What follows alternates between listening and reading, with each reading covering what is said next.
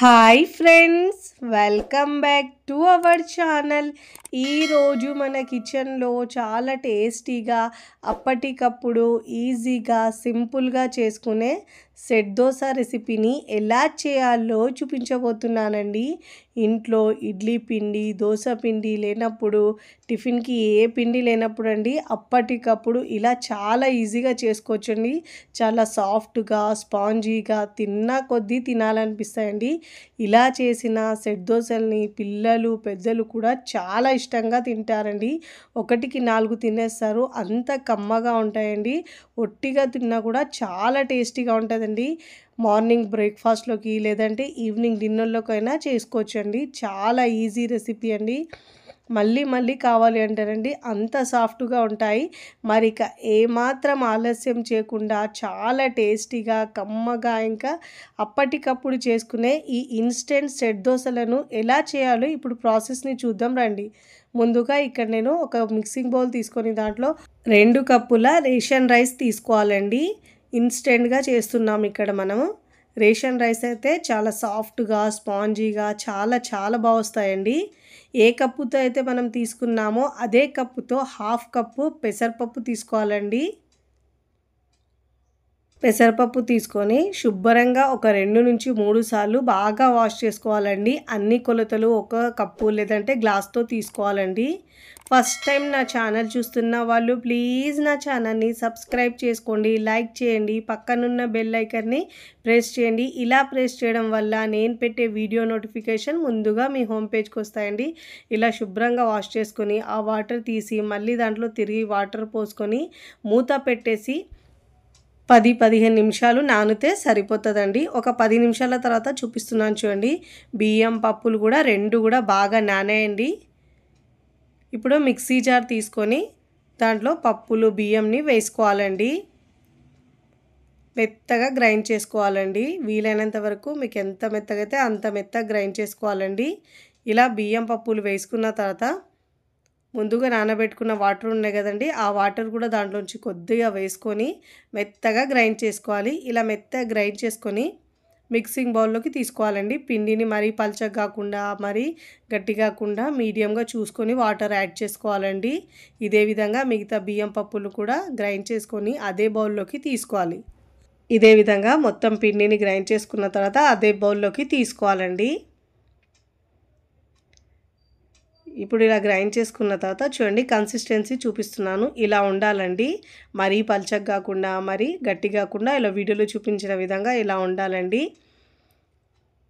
ఇప్పుడు దీంట్లో మనము కొన్ని వెజిటబుల్స్ వేసుకుందామండి. సన్నగా తరిగిన కొత్తిమీర వేసుకోవాలి 1/2 కప్పు దాకా. పచ్చిమిరపకాయలు 2 సన్నగా కట్ చేసి వేసుకోవాలండి.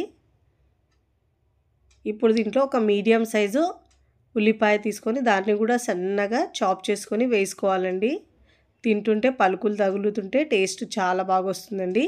ఇప్పుడు ఇలా బాగా మిక్స్ చేసుకోవాలండి. నేను ఇక్కడ ఒక క్యారెట్ తీసుకొని దాన్ని కూడా తురిమి వేసుకున్నానండి. ఇలా వెజిటబుల్ వేసుకోవడం వల్ల టేస్ట్ చాలా బాగా వస్తుందండి సెట్ దోశకి. ఇప్పుడు ఇలా బాగా మిక్స్ చేసుకోవాలి. ఇప్పుడు దీంట్లో కరివేపాకు కూడా వేసుకోవాలండి. ఒక 1/2 కప్పు దాకా వేసుకోవాలి.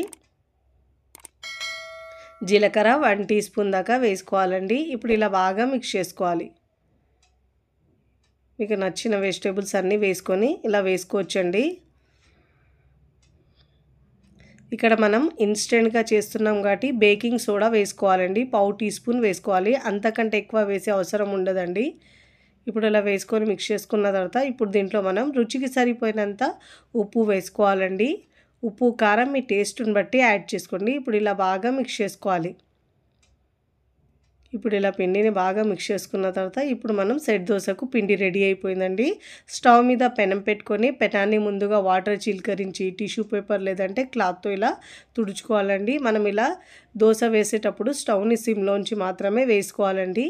ఇప్పుడు ఇలా మీరు చిన్న గిన్నె లేదంటే గ్లాస్తో అయినా వేసుకోవచ్చండి. ఇలా ఇక నేను మెజరింగ్ కప్తో వేస్తున్నానండి. ఇలా వేసి మరీ స్ప్రెడ్ చేయొద్దండి, కాస్త లావుగానే ఉంటుందండి ఇది సెట్ దోశలాగా. ఇప్పుడు ఇలా దోశ వేసుకున్న తర్వాత మంటను మీడియం టు హై ఫ్లేమ్లో అడ్జస్ట్ చేసుకుంటూ మంచి కలర్ వచ్చే వరకు కాల్చుకోవాలండి. దోస ఎలా కాలితే మనకు పైన ఇలా చిన్న హోల్స్ వస్తాయండి. అప్పుడు మనకు దోస సాఫ్ట్‌గా, స్పాంజీగా వచ్చినట్టండి. ఇప్పుడు ఒక హాఫ్ టీ స్పూన్ దాకా ఆయిల్ వేసుకొని మంచిగా కాల్చుకోవాలండి.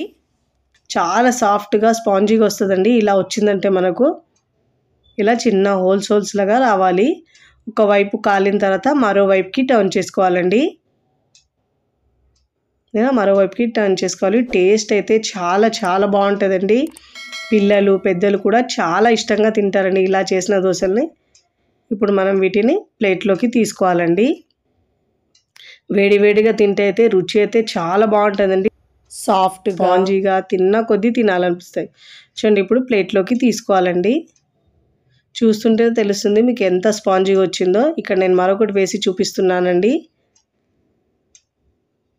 ఇలా వేసుకున్న తర్వాత మంచిగా కాలిన తర్వాత మళ్ళీ పైనుంచి ఒక హాఫ్ టీ స్పూన్ దాకా ఆయిల్ వేసుకోవాలండి. వేసుకొని మంచిగా ఒకవైపు కాలిన తర్వాత మరోవైపుకి టర్న్ చేసుకోవాలి. రెండు వైపులో మంచిగా చక్కగా కాలిన తర్వాత ప్లేట్లోకి సర్వ్ చేసుకోవాలి. నేను ఇక్కడ అన్నీ చేసుకున్న తర్వాత ప్లేట్లో సర్వ్ చేసుకుంటున్నానండి.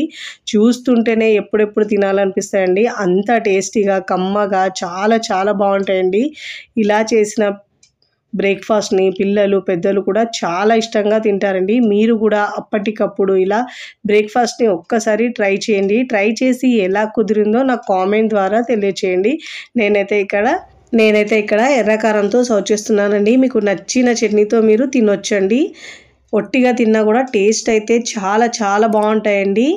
వీడియో నచ్చితే లైక్ చేయండి, ఫ్రెండ్స్ ఫ్యామిలీకి షేర్ చేయండి. మరికొన్ని టేస్టీ, సింపుల్, క్విక్ రెసిపీస్ కోసం టీ కిచెన్ని సబ్స్క్రైబ్ చేసుకోండి. కమెంట్ చేయడం అస్సలు మరవకండి. Thanks for watching.